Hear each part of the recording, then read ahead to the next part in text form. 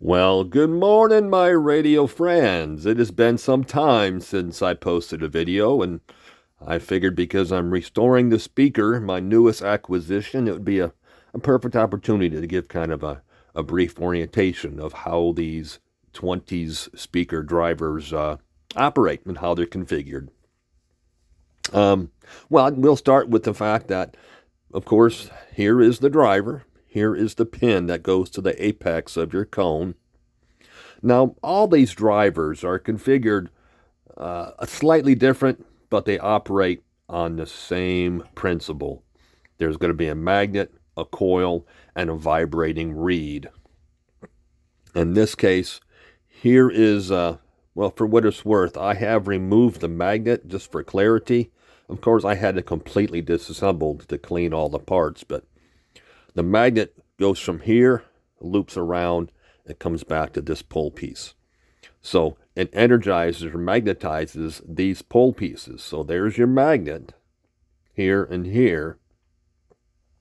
Your coil resides between these two pole pieces, and this coil is where your audio input from your set is going to come in. From here and here, it goes to the coil respectively. Now, in this coil itself, down the central line or down the opening of that coil, one has this reed. Now, this reed goes from here all the way through the coil, and one could barely see it here, but it comes through the other side as well. So, as your audio signals coming into these two terminals here, pulsing this coil, and it causes this vibrating or this reed to vibrate. And of course, it vibrates at an audio frequency. And being that it connects to the apex of your cone, it causes your cone to produce the sound that we are so familiar with. A rather simple, eloquent design works rather well.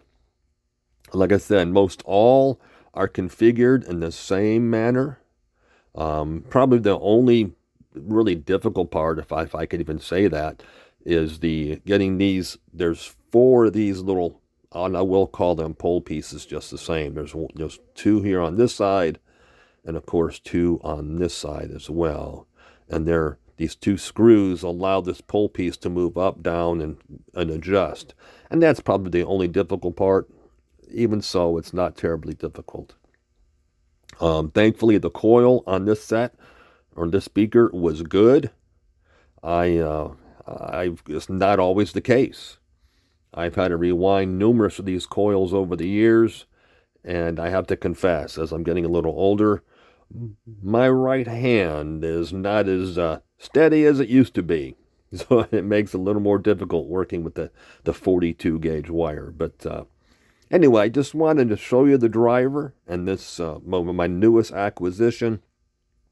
It is, once I install the magnet, it'll be ready for reassembly.